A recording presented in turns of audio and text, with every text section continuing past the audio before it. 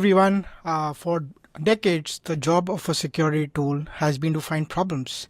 It scans your code, floods your developers with alerts, and then leaves the hardest part, the fix, up to you. But what if that entire model is wrong? What if a security tool could act less like an alarm system and more like an expert engineer on your team? My guests today have built exactly that. Surag Patel and Arshan Dabirsiaghi are the co-founders of Pixee, a company that is fundamentally shifting the paradigm of security from detection to resolution. The platform uses a combination of agentic AI and deterministic logic to not just find vulnerabilities, but to automatically fix them and deliver a ready-to-merge pull request. Early customers are seeing a 91% reduction in the time developers spend on fixes. This isn't just an improvement, it's a transformation. Surag and Arshan, welcome to the Boring AppSec podcast. Thanks for having us. I really appreciate it. Is there anything else that you folks want to add to whatever I've introduced for the company? No, I think you've done it exactly right, Anshuman. I think our whole objective when we started Pixee was to solve, in many ways, the last mile of AppSec, which is arguably the most painful and the most manual to date. Having been part of teams that have built SaaS tools, RASP tools, IaaS tools, name whatever AppSec tool you want has probably been built between somewhere on our team. I think the challenge that we all felt was no matter how much better those tools get, the challenge of remediation and the outcomes that enterprises actually want has still always been hard to achieve. And I think that's kind of the challenge that we set off to solve with Pixee. So thanks for having us on. We're excited to talk through this. We know both of you are really AppSec true, and we look forward to the conversation. Yeah, awesome. So my first question is to you, Arshan. You've spoken about creating virtual security engineers, right? Looking 5 years or maybe 3 years into the future, what is the role of the human AppSec professional in a world where AI agents can triage, fix, and validate code automatically? Does the AppSec team shrink, or does the role of an AppSec engineer evolve into something more strategic, like managing a fleet of AI agents? Yeah, it'll be some mix of what you said. So where I'm thinking we're going is, right now we're going to be in the next 0 to 5 years. And then if we want to predict 5 to 10, I think we're all, guessing a lot, but, we'll see. So I think for the next 5 years, managing a fleet of agents and using our AppSec folks to really be force multipliers, using agents to become force multipliers on our existing AppSec teams is going to be a really successful pattern. And so let's do that wherever we can. But there's still a lot of things that are a little bit more strategic to the business, a little bit more, that require a little bit more knowledge about the organization. Where do we do training? How do we do training? What percentage of our apps get what kinds of attention? Other kind of strategic decisions that have to be made. I think there's going to be a lot of that. When we want to make architectural decisions about identity, authorization, and our strategies for that. I think all of those decisions require a lot more and knowledge about the legacy systems and where you want to go, so I think there's the business roots are in a lot of stuff that we're not going to be handing off to agents anytime soon. But one really particularly exciting outcome for me, I know that you all have the same experience. Sort of dirty little secret in AppSec that what apps get attention, is probably the 5 to 10% of the top most critical, most sensitive assets. And so what I'm most excited about is scaling that coverage through the use of agents. And so, there's been some breaches. I think the target one is a good example of where, the asset that was attacked was not the front door, e-commerce app. It was, if I remember correctly, it was HVAC, sort of contractor subsystem, which, the threat model for that was very different. But attackers think in graphs and defenders think in lists. And so the attacker found the soft spot. And so that if I had to speculate, it wouldn't be surprising to me, I should say, if that was one of those assets that got looked at and said, look, if we do the threat model here, it's probably a class 4 instead of a class 5, and thus it got the maybe didn't receive the same attention. Again, just speculating here. So if we can just do that, I mean, if we can just scale the coverage of the processes and the tools and all the stuff that we do today to the broad base of applications, I know if I was in the AppSec seat, I'd feel a lot better. So that's what, where I'm trying to get to for the next 5 years. It's like, let's scale the AI agents to, cover a lot more of the base and deliver just like a much more firm ground across all of our assets. Yeah, no, I think that's a really important point. I kind of get a little frustrated when I talk to folks and say, okay, are you replacing AppSec teams or are you like augmenting AppSec teams? And I'm like, honestly, neither. The reality is that there are two ways of managing risks today in application security teams. One is you do something to mitigate it, or you accept it.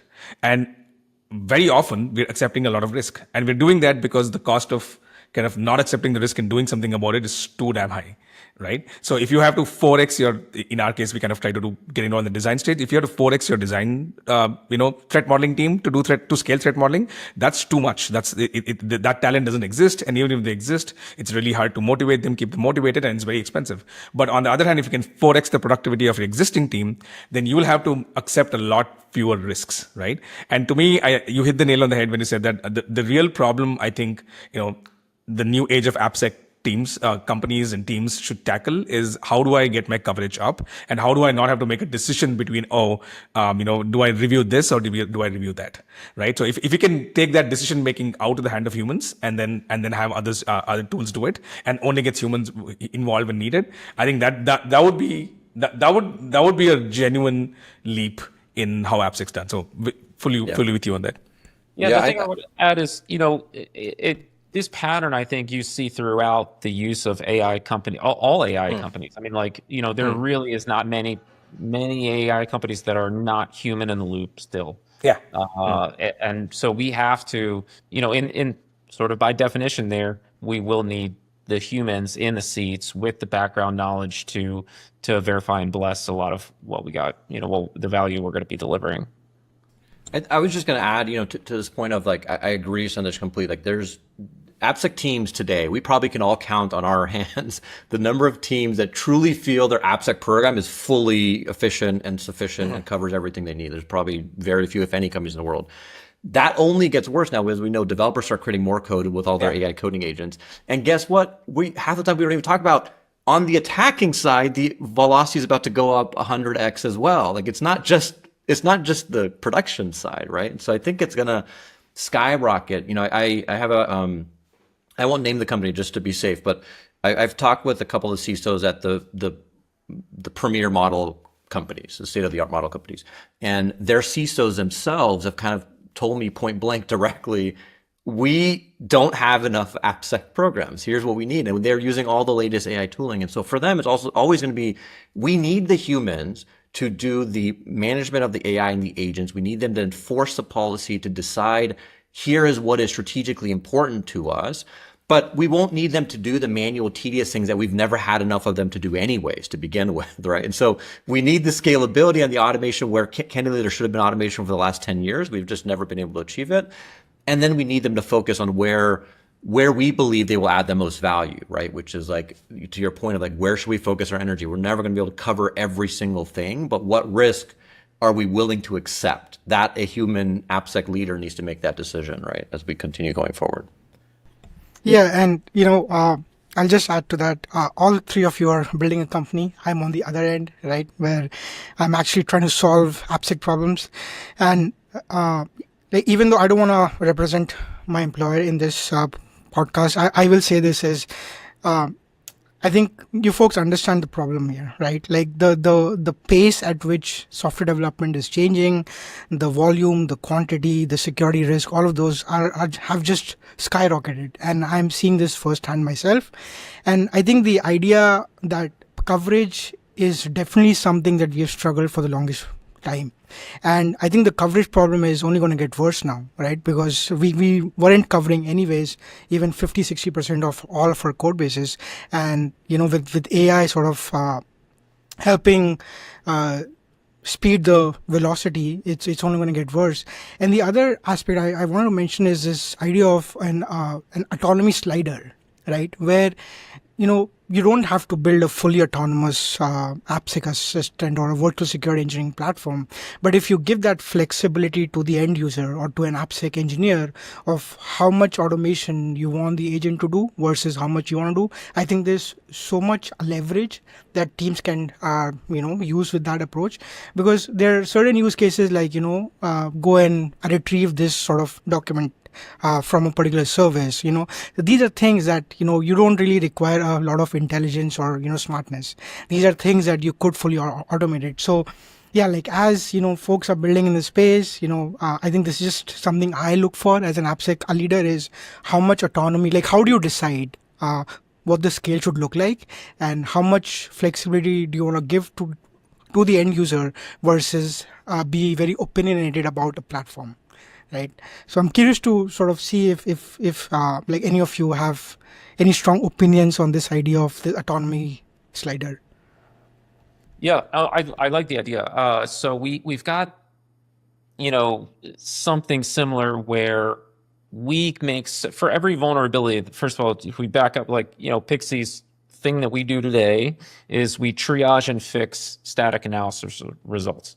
And so we're going into other stuff, but for today, that's how you can think about us. And so for every result, we will do a sort of deep investigation of a finding and come to a conclusion like, hey, this is a terminal conclusion, like, hey, this is a false positive, this is a true positive, this is a likely true positive, or some classification like that. And so what you do with that information is sort of our slider. So we've had integrations with tools where you'd say you just use our recommendation. But we always caution people, like, we want to crawl, walk, run with that, right? Like, we want to verify that the accuracy, meets your standards of quality as well as our own. But yeah, I absolutely think that the slider can walk all the way up to where we close a risk or where we issue a fix. And then I think for now, absolutely any level of autonomy before that, I'm super comfortable with. But I sort of like, I always want to walk up to that line. So I would put it back on you, like, what is the value in going anywhere below that line? Yeah. I think when it comes to code fixes, I am generally, as a security engineer, I can understand how code works, how to break it, what it is doing, right, at a high level. But when you ask me to go and fix something, I don't really know the best practices of the engineering teams. I don't really know what their preferences are and all on. So I think as a security engineer, I would rather have somebody else do that fix in a way that that engineering teams actually want it to be, right? Now, how accurate can you make this process work? I don't know. I think this is the challenge with all of the sort of companies building this space, right? Like, if you are proposing that you can automatically fix bugs, are you doing it in a way that gets accepted without any follow-up comments or any other changes?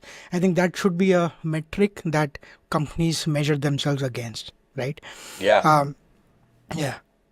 And that's exactly the way we think about it. So, like, it's funny, the way you say that is our point as well, is in this world of what level of autonomous nature do you want to provide to any given team or person, or let the end user make that decision. From a vendor side, it's like, it's simple not simple. It's like, let's build a massive amount of complexity of configurability on customization, how each and every user wants, right? Arshan and I have this internal thing, like, you have to earn the right to add complexity. Like, adding more and more features, you have to earn that right based on customers asking about it or actually truly needing it. But I think one of the interesting things is, like, to your point, for us in the world of fixing, at least the triaging is a little different, but the fixing, it actually is very simple. You can measure without any argument a merge rate, and you can measure interactivity rates and how often developers accept things. And for us, that is the center of the universe.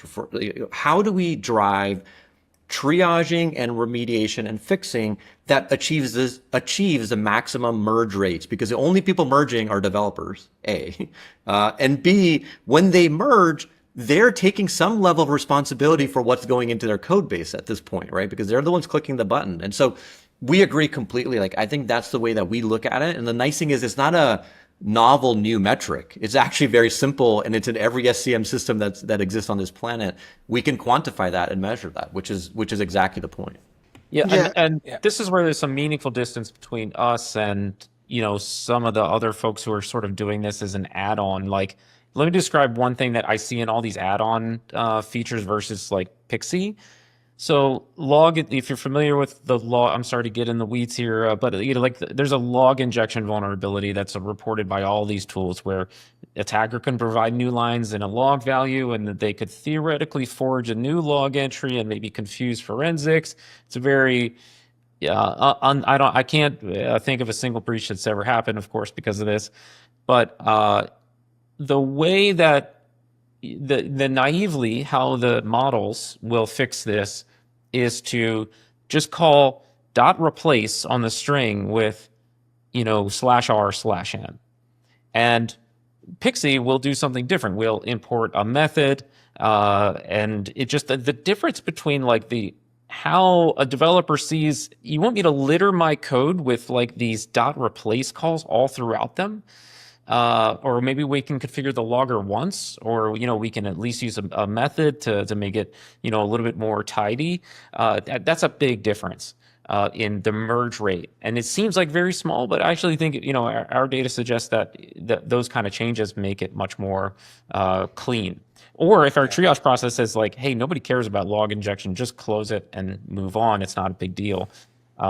Because, you know, you know, to your point, by the time, you know, Anshuman's thinking about fixing a thing, you've already done the hard work, which is like triaging that it's real, breaking it, and 80% of the time you look at it and it wasn't real. So like, you know, that's where we see a big difference for us. Is like fixing is, yes, an important part, but like the triage is super, super important. Yeah. So just want to make a comment there and then a follow-up question, right? So I think on the whole, the autonomy slider thing, you hit upon something really interesting, Anshuman, and Surag as well. I think as companies building in the space or users of AI products or even builders of AI tools, there's no consensus on what the UX should be for an AI first application. And I think that's kind of the problem, right? I think, I think kind of ChatGPT did the one thing where they kind of popularized the chatbot, and I think Cursor did something interesting where they essentially gave like an autonomy switch instead of a slider. They gave like a chatbot as well as a tab-based thing in the same UX, right? So they kind of did said, hey, the choice is yours. So they kind of gave what Anshuman said, but I kind of feel like as we're building CISO, every time the models get better, we kind of feel like new kinds of UX unlocks.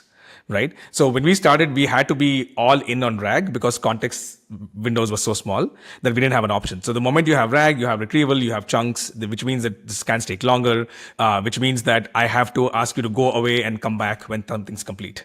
Right. But when context windows go up, scans, you know, assessments get faster. I can probably do something at a click of a button and give you like an immediate response. Now, that seems like a boring model upgrade, but in reality, it has profound impact on UX, right? So my sense is that, you know, the autonomy slider is one really good example of kind of a UX pattern changing in AI applications. But my sense is every time an underlying model gets better, unfortunately, we'll have to rethink how UX should be for every AI app, which is kind of weird because at least when I started, the only UI I was familiar with was the typical SaaS app thing, right? You have a SaaS app, you can log in, you have the same thing, right? You have a landing page, you have a sign up, you start testing. If you're doing something on the GitHub level, then it's a PR comments. It's a very, very, you know, the UX for SaaS apps or dev productivity apps was set in stone for a really long time. And now it's all changed. And it all changes every time some model company improves their model, which I think is like super interesting, right? So that's the point on the autonomy slider. Surag, one other question for you on something interesting you were talking about, right? The one question I've always had on code fixing, and this is kind of from my consulting days as well, is that code fixing was, it kind of almost felt like they were two different kingdoms, and you know, they don't want to kind of like fight with each other. The security folks are like, hey, I'll call stuff out and I'll try and be respectful and give you as much information as possible, but I'm never going to take ownership of the fixes because that's like your fiefdom, right? And I don't want to step on your toes, you don't step on my toes. And that's one paradigm, right? Which you guys have try to kind of break out of. The second paradigm is that I kind of feel like non-security teams never pay for security products, right? Now, I'm not going to ask you questions about business model, like not that kind of a podcast. But in general, is the idea that developers are feeling so much pain from security teams, from all the security bugs that are being reported, that they'll pay or they'll decide to use technology to solve this? Or is it that the security team says, hey, I will go one step further. I'll not just tell you that there's a vulnerability, but I'll also tell you here's the fix. And then your job is much simpler. All you got to do is really review code, right? So how do you think, how do you folks think about this? Yeah, look, we come from AppSec, right? Arshan and I both spent time together at Contrast. We know the AppSec persona like through and through. Like we spent many years of them from the beginnings of like the whole DevSec. As a matter of fact, defining the DevSecOps term and kind of being part of that generation for many years. I think when we started Pixee, actually our vision and our plan was very simple. We actually talked to 384 developers, like that. Not AppSec people, actual hand-on keyboard developer at every seniority and every size company before we built anything, as a matter of fact, at Pixee. And the answer was the same from everybody at every single level, at every single company. And it was simply, I don't give a shit. I don't want to do this. Do it for me. Stop sending me more work. That's not my day job. It was quite literally what they basically told us is stop sending me Jira tickets of things that I then start this snowball of candidly wastage of time within the organization, right? What do development teams do today or have done in the past? I say this and they just laugh because they know it's true. They get a bunch of Jira tickets or findings from whatever scanner that they're using, or in most cases scanners in the bigger companies. Select all, mark false positive, send it back to AppSec teams, right? Like it's truly what happens. So now what happens? You've just wasted hundreds of hours of Anshuman and his team's time to go prove exploitability or do things like where we spend time prioritizing our work, like all this stuff. These are all artifacts of wasting time, honestly, in an organization because remediation is so painful and difficult and being forced on a person who is, it's not what they want to do. It's not what maybe they can do it, but they just don't want to do it. And so I think to your point, Sundar, like our whole kind of where we got to is like that point is like, if and when we can make the process of triaging and remediation as simple as possible with all the evidence and transparency and visibility that both AppSec teams need and development teams need, a lot of the other time wastage that we're doing today should go away. Like a lot of the time we spend on proving exploitability. Yes, we all know it's valuable. Yes, we all know you do it. But why do we do it? To triage away useless findings so we don't waste our time on it, right? That's the whole point. Or we prioritize stuff. Prioritizing 5,000 things is only moderately helpful. If I can just like get rid of 4,000 of them because they're not real and then automate 800 of them, now I only have 200 things to prioritize. It makes life a lot easier in that way. And so, it's a long answer, but I think my point is like, are we built for that persona? Like the developers are the times we want to save time for and reduce all of the toil that is like all these things around DevX. AppSec is exactly opposite of every DevX principle you have on your programs, right? So our idea is like they're the ones who pull and want it because we're solving a pain point that they've always had. But our buyers, the people that pull us in, are AppSec teams because what do they want? They still want outcomes, right? I'm sure you're measured on time to remediation, number of outstanding vulnerabilities, like how quickly are you burning things down? But those aren't 100% in your control. You have a reliance on development to achieve those. And so we have this nice kind of luxury of the team that has the budget and typically buys these tools actually have a vested interest in burning these things down, making those metrics better. And the team that has been on the critical path to achieving that, we're now reducing their pain immensely, right? We're not getting rid of it completely, but as much as we can reduce it is our objective. Yeah. And let me join you on the therapy couch as well as, the AI models do change constantly. And most of the time they change for the better when a new model comes out. But sometimes their performance degrades too. So there's some. So I think the partner you have to select in this space, not just in our space and other spaces, is about who's going to be best at surfing these ups and downs, because they're the ones who are going to figure out how to give you the right, extract the best, take out the worst, and give you the most value. And the other thing too is I really love your point about the UX breaking. But what I think is going to be very easy for companies to accept in the short term is something that looks like what their peers, something that appears as another peer. And so while Perplexity is shipping a browser, in the last couple of days, and OpenAI is maybe coming out with a browser, they're trying to come up with new UX patterns that are more, totally different way of interacting. Right now, if we just appear as a peer in GitHub, that's not a violent, adjustment for them to make. And so I think it appearing as a human and following that form factor, I think is good advice in the short term. And then once you feel super limited by that in some way, and then the next disruption requires something different, let's go get that. Yeah. There are a few angles I want to take this, so I'm trying to think what would be the best. Actually, considering the fact that, Pixie's focus is on triaging and remediation, actually driving issues to remediation. One sort of question I have in this space is, so when you say that you do deep research on when you're trying to triage a finding, you obviously have to understand, if it is exploitable, what's the context, all of that stuff. But generally, this context or these contexts exist in internal services, internal systems that most vendor tools don't have access to, and for obvious reasons, privacy, security, what have you.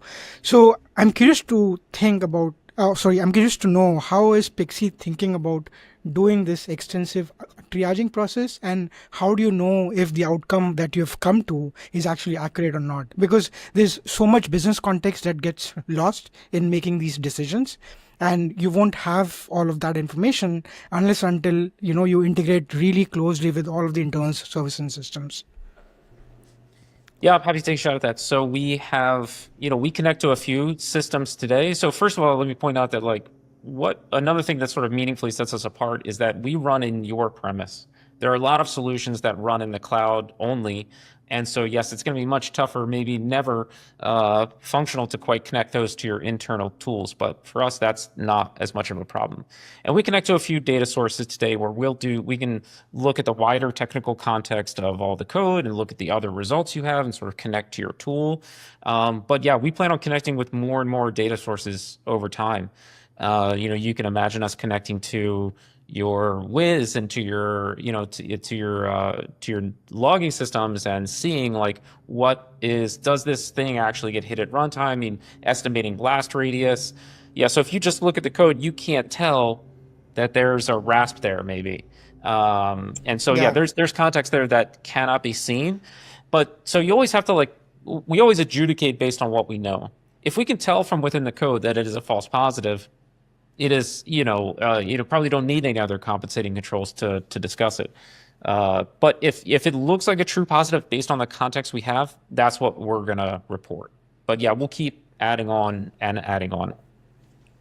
I think on the piece of validating that it's right, a big part of what goes into our system now is there's this, what everyone in AI talks about, there's these increasingly different models that we all start to employ, right? So for us, reinforcement learning becomes a very important model when you think about how do we make sure that we not only are triaging and fixing well, but we're doing it in the way that specific customer expects us to do it, whether it's the developer, the team, the company, the secure development policy, whatever it might be.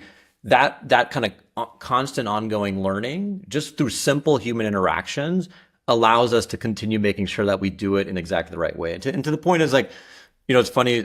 Someone, a CISO actually mentioned this to me, who said it to me the other way around.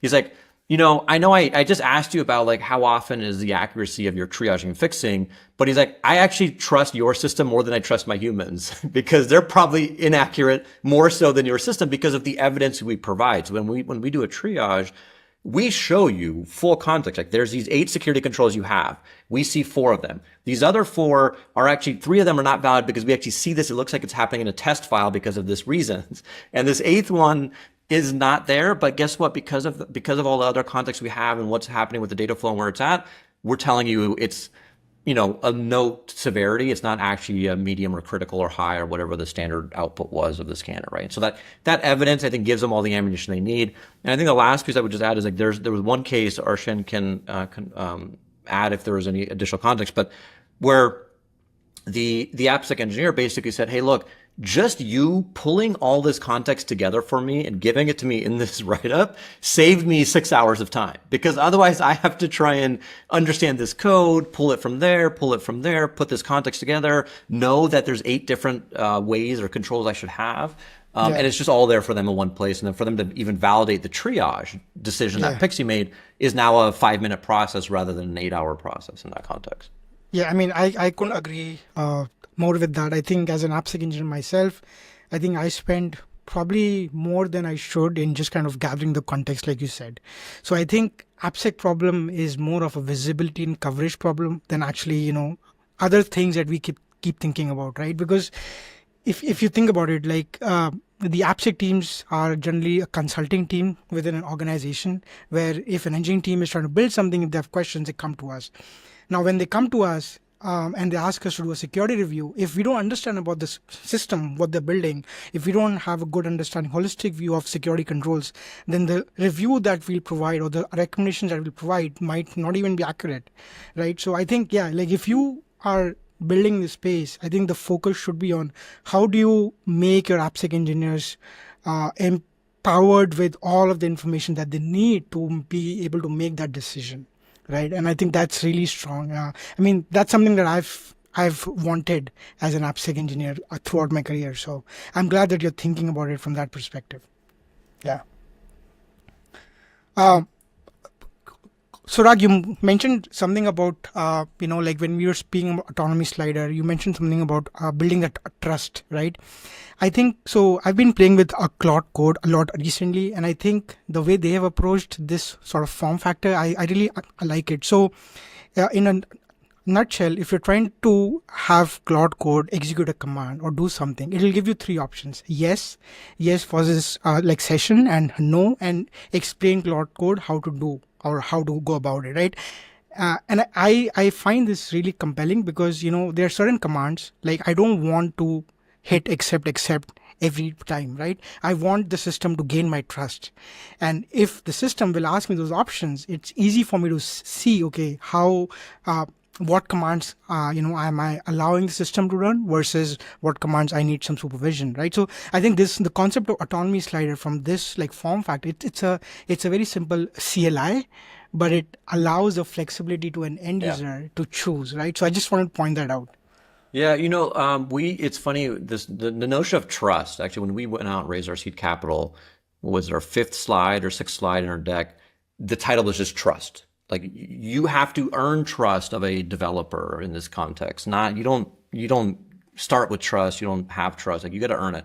And one of the things that we, early days in our as we're building, one of the things that we decided was like, hey, look, to build trust, if you think about even your own set in any context, right, whether it's personal or professional or security, to build trust, you have to take like small baby steps towards building that trust, right? You have to like, do one thing and you have to do it perfectly well and really good, and then you build that little bit of trust, and then the next thing maybe is a little bit bigger, and the next thing is a little bit bigger.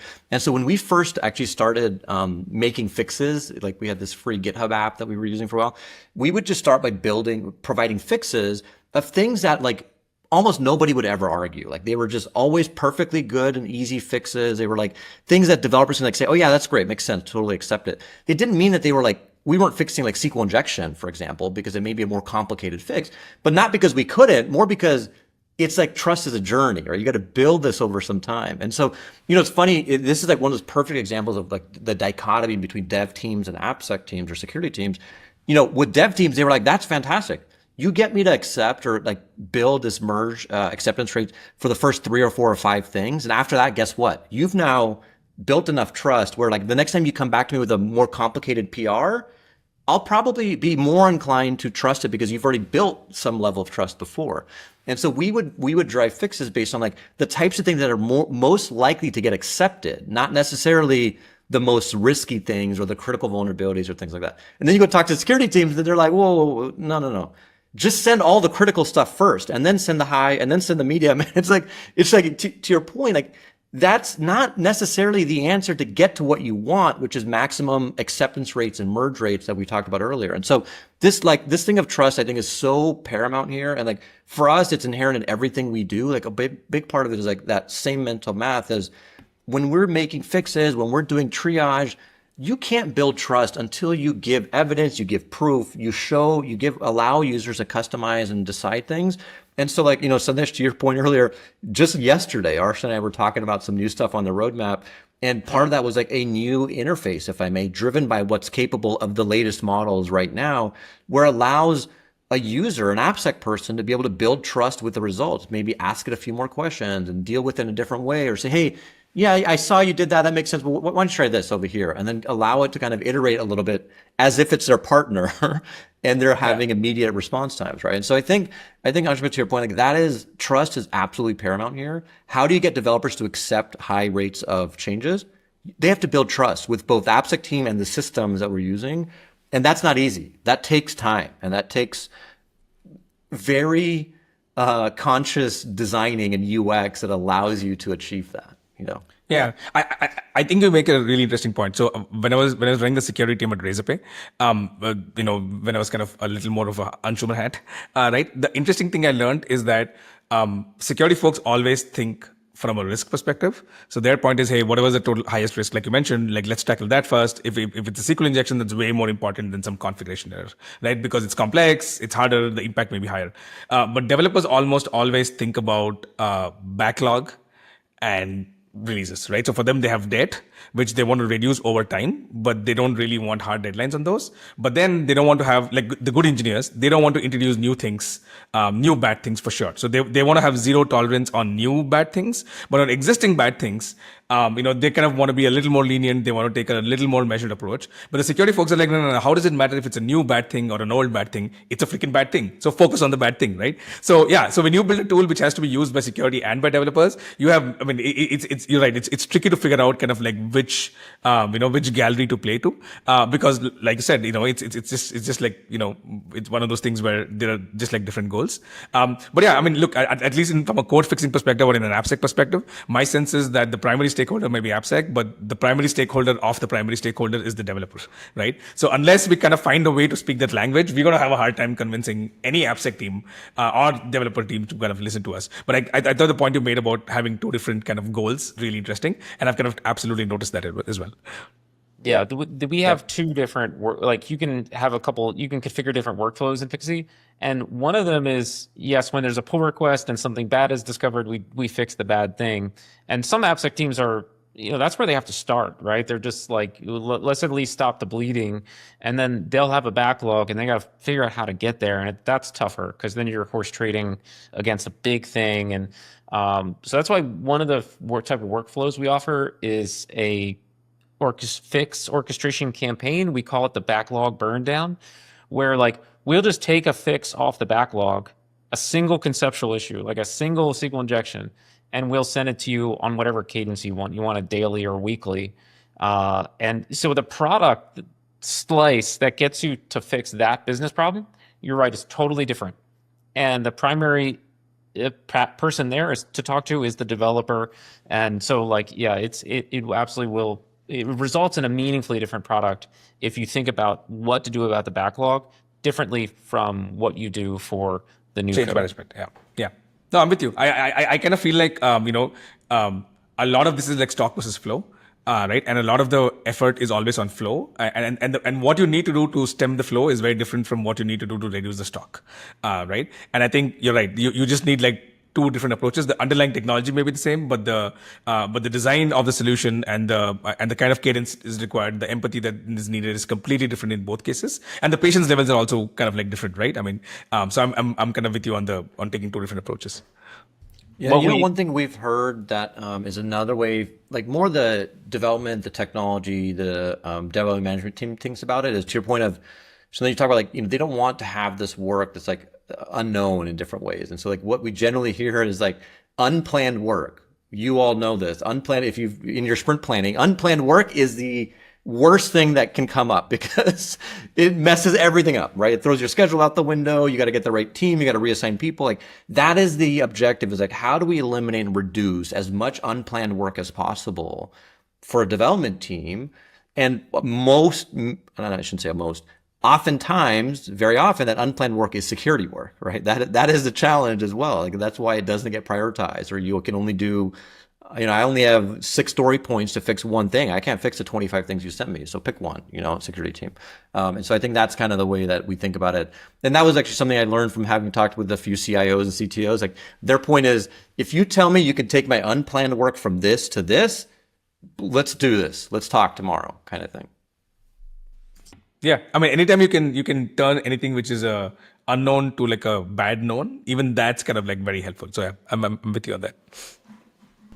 All right, I'm going to take a slight detour here and sort of speak about something that are not technical. So, Surag, this is a question for you. You've recently raised a $15 million seed round to build your GTM team. The market, as we all know, for secure tools is incredibly crowded. How do you cut through the noise and convince enterprise to adopt Pixee when they already have established relationships with large platforms like Sneak, Veracode, SemRep, who are also now adding these AI remediation features? Yeah, great question. Thank you. We're excited to have raised capital. For us, we spent the first few years making sure we had a fantastic development team, engineering, and product that enterprises could actually trust. And now we're kind of at the position where we're ready to start scaling that out. So you will start hearing a whole lot more about us. We brought on board our first full-time sellers, our first full-time marketers, like literally starting in the next couple of weeks. And so we're excited to kind of make some noise around what we built. But to your point is, like, how do we differentiate? Arshan and I are very opinionated, having built in this AppSec space for some time, right? Like I said earlier, but like Arshan and our engineers, many of our engineers who've worked together for a long time, have built SaaS tools, like cutting edge SaaS tools, IaaS tools, RASP tools, SCA tools. As a matter of fact, nobody, even to this day, generally will argue the accuracy of things that the IaaS contrast built is still the most accurate tool you can get on the market to find vulnerabilities. Now there's other challenges. But that foundation allowed us to build a lot of opinions that I think are very specifically designed towards enterprises. And so, I think part of this is like, we got to focus on what we know we can do well and where we believe the pain is really massive, where there's a business opportunity for us. And so for us, it's like, we're thinking mid-market plus, like you have to have a few hundred developers at least, because until you have a few hundred developers, a lot of the stuff we're talking about is not yet a massive pain point, right? It'll come when you scale to that level, but today it's not. And so for us, it's like focusing on mid and large size teams, which means they have a few hundred developers or more. In that space, we then have made some decisions, at least to date, that allow us to be more, allow these enterprises to be more open to us. So one of the things Arshan mentioned earlier, for example, our whole stack you can deploy on site in your own VPC or your own cloud. That means you don't have to go through security reviews to send your source code off site, which most companies will not accept, even the most forward-looking companies. The second is, like, you don't have to worry and trust or hope that we're going to use AI safely and not lose your IP or do something with your source code in a way that makes you scared, which it should, because that's a dangerous thing that can be done. And then again, you don't have to send your vulnerability data outside your environment. So like that's one, like, which is like this self-hosted kind of model thing. But the other 2 or 3 big ones are the second one is like the independence. So we talk about triaging. If 50 to 70 to 80% of your findings are truly false positives, which nobody in AppSec will generally deny, the vendor is not the best person to tell you that. As a matter of fact, it's against their best interest to tell you 80% of the things I just told you are findings are actually not findings. Please throw away the stuff that I sent you because I've now done a more contextually based analysis from your environment on the findings I found, right? So that independence, I think, is super important. And then the third piece of that independence that is critical is most enterprises putting in a new SaaS tool or a new SCA tool or a new DAS tool may provide 5, 10, 15% incremental improvement in terms of accuracy, or maybe it's more natural to a flow or something. That doesn't change any of your outcome metrics, right? Your remediation rates, your MTTR, the number of outstanding issues does not go down at all, as a matter of fact, in that context. And so for us, having kind of been in the space, our whole objective is like, I'm not here to tell you, this incremental thing is going to go all of a sudden solve all your problems. But the idea is like, you need triaging and fixing automation that you've never had before. And you need that to be done at the highest level of quality so that you can build trust and it can truly get to the metrics that you want. And so I think to that point, Anshu, was like focusing on this area where no one has ever denied to us that it's a massive pain point for them and saying, bring whatever scanners you have. As a matter of fact, I'm not going to tell you that you must use ABC or my own proprietary scanner, because that's only an incremental improvement, right? That might make our life easier because we'll only have to support one. But from a customer or enterprise perspective, we all know they have half a dozen different tools, right? Most Sneak's biggest customers also have Sonar, and Sonar's biggest customers also have Contrast and Veracode and Checkmarks and all these different things. And so we try and be very independent, which I think has been actually one of the biggest differentiators for us in this market. And then the quality of the fixing and the triaging, where we can show things like merge rates being order of magnitudes higher than what they can get from any other kind of add-on incremental AI only thing. Yeah. Can I just make a point on the Anshuman's question itself? I first of all, I don't think the security market is saturated. It really is not, right? I mean, for folks who kind of, live by the news and look at funding announcements every few days, etc., it may feel like it. Or for the ones who go to RSA and Black Hat, it may feel like, which all of us do, we may feel like, oh my God, there are too many vendors. Why are there so many booths? Why are there petting zoos in booths, right? Okay, that's fair. I'm with you that there's a lot of crazy stuff happening in the market, right? But I don't think the cybersecurity startup market is saturated. Even the AppSec one is not. There's still so many problems, right? The example I like giving outside security is that if you think about it, Salesforce should have eaten away every CRM tool in the world.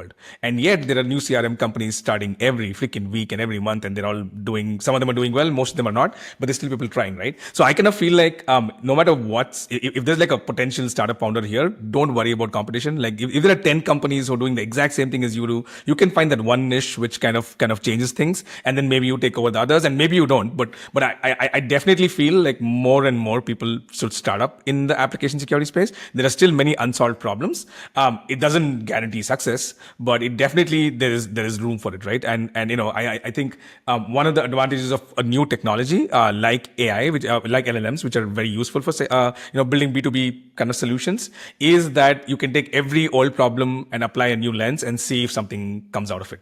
And many times nothing comes out of it, but when it does, it's kind of like magic, and you can unlock a lot more benefits. So yeah, so I hope more and more companies kind of get started trying to solve old problems, try to with new ways of doing things.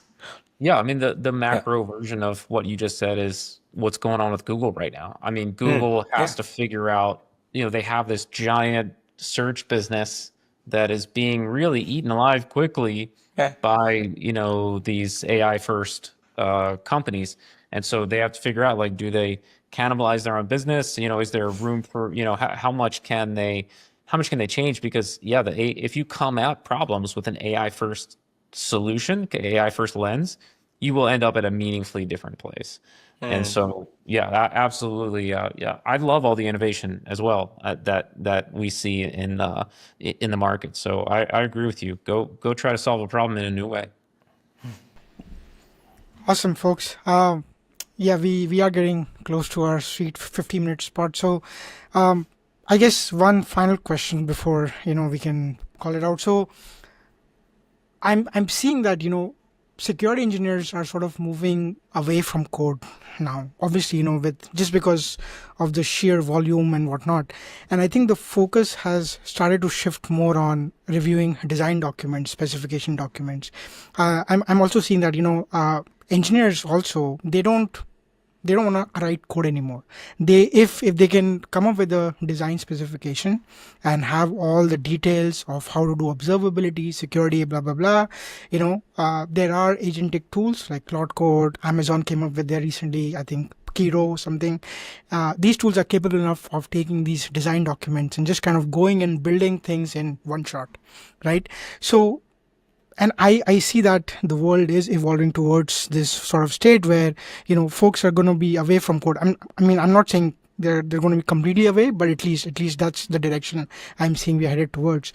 So as security professionals and as security vendors trying to build something in this space, how are you considering of integrating security aspects into this design specification space? Because that fundamentally changes how tools and platforms are built, right?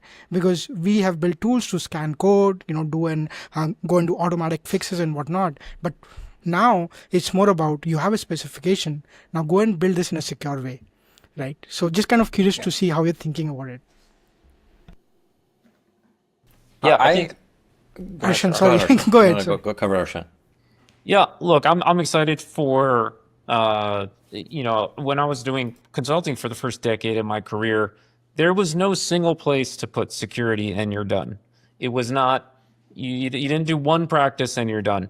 It really, I think we know how to build secure software. It's just extremely expensive and slow. And so I'm excited to inject security into all parts of this. And I'm also highly skeptical that any one place will fix everything, because there are limits to what attention can do, and attention in the fundamental primitive of like LLMs. And so I think that yes, if you cram a million things into the design process, I'm sure that it will be meaningfully better. Like I have zero doubt about that. But will you, Anshuman, like trust that we don't need to do anything later? Because definitely not. And I know that nobody would suggest that. So I think I love the idea where we could kind of influence, we have to influence from afar a little bit, always in security. So I love the idea of influencing as early as possible, because the cost of remediation is low the further left you go. But I think it's going to take a lot of us at every step of the way. I mean, I think there's going to be 10 new AppSec companies at different stages of if you're just sort of focusing on the SDLC to make the AI enabled secure development happen smoothly. Yeah. So couple of points there, right? So I think one, as someone kind of building in that secure design review automation space, the one thing is that the thinking, Arshan's right, the thinking is moving a lot more to the design phase. I actually, that's in my head, that's a short-term trend. I don't know what happens in the medium term. A lot of thinking is moving away from coding to thinking or writing prompts. And then and a lot of doing is moving away from coding to reviewing code. Right. And my sense is that, they're going to be companies like Pixie who are going to say, hey, I'm going to make the code review parts of it simpler. And then they're going to be companies like CISO, which will say, I'll make the design parts easier. Right. Again, I'm never going to be in the business of predicting where AI goes, because I've not been, it's hard to do, but that's kind of where things seem to be going. But I think, on the second aspect, which I think is a lot more interesting, is that a lot of non-developers are writing code, right? And I kind of come from a consulting background as well. And in the last 15 years, I've trained hundreds of developers on secure coding. OWASP has spent 15 years trying to build solutions for developers to write secure code.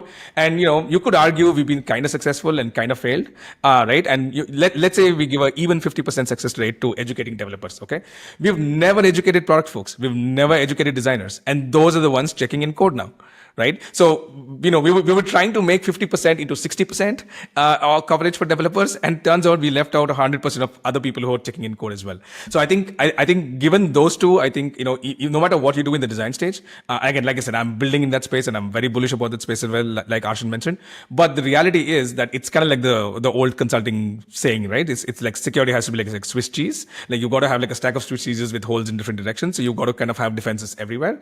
And then, for some companies, the design review aspect will be the most important. For others who are assembling code and not writing any code, maybe the whole point is to do everything all the way at the end. But the idea is that you've got to have solutions everywhere. At least that's kind of how I think about it as someone kind of building, in that space. Yeah, sorry, Suraj, I kind of cut you off. Yeah. No. I think that's exactly right. I mean, that's the same way we think about it too. Is like in that world, you have like, let's say you get onto like fantastic design that incorporates security and all these other elements. To Arshan's point, that doesn't mean you're going to turn off your sneak scanner in the back, right? Like there's a ton of other spots along the way where things get introduced intentionally or unintentionally by humans or AI, right? Through that journey in that process. And so I think the controls will always have to be there. Like security is a business of being the guardrail, right? We are here to validate and check and confirm.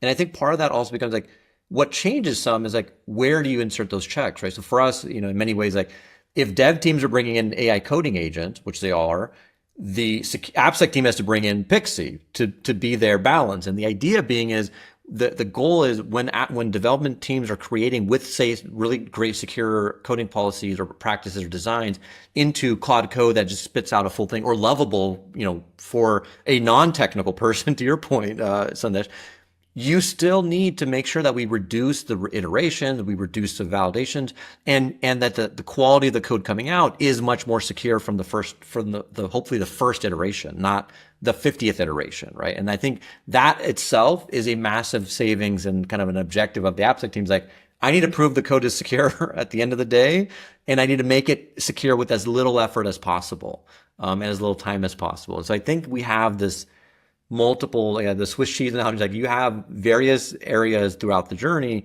that allow you to do that, and the guardrails and the automation in place to make that happen. So I like the way that Sandesh thought about it, and Ashwin, your questions, like you have these kind of two pieces of the pie that we need to both make sure we're leveling up in this new world, right, that we work in or that we operate in. Yeah, and look, also plug at the endpoint. Like I think RASP and now ADR, like back in the day when I was making one of those tools, we would put out an open source app that has a bunch of vulnerabilities in it, and then we would put ADR on it and then offer a bug bounty on it. And what people could find was nothing after some time. They found things at first a little bit, and then they didn't find anything. So I think all the way, and not just when we talk. I know in AppSec we tend to focus on the development process sort of from the very beginning to the middle. But yeah, then we're going to need production solutions as well. And I would love to see more disruption in the app, attack detection, looking at the analytics and using AI, not sort of traditional AI, but LLM sort of security on the inbound attacks in production, because I think there's a lot there that we haven't seen enough innovation. So I'm looking forward to the podcast where you interview that founder. We should do that. Awesome, folks. Yeah, this has been very insightful. Thank you both, Surag and Arshan. We really enjoyed this conversation. Yeah. Thank you. Thanks, guys. Thank you for joining us. If you like the show, please share this with your friends and colleagues. If you have any questions or comments, you can reach Anshuman on Twitter at Anshuman_BH. That's ANSHUMAN_BH. And me, Sandesh, at Jubba on Jeans. That's JUBBAONJEANS. See you next time.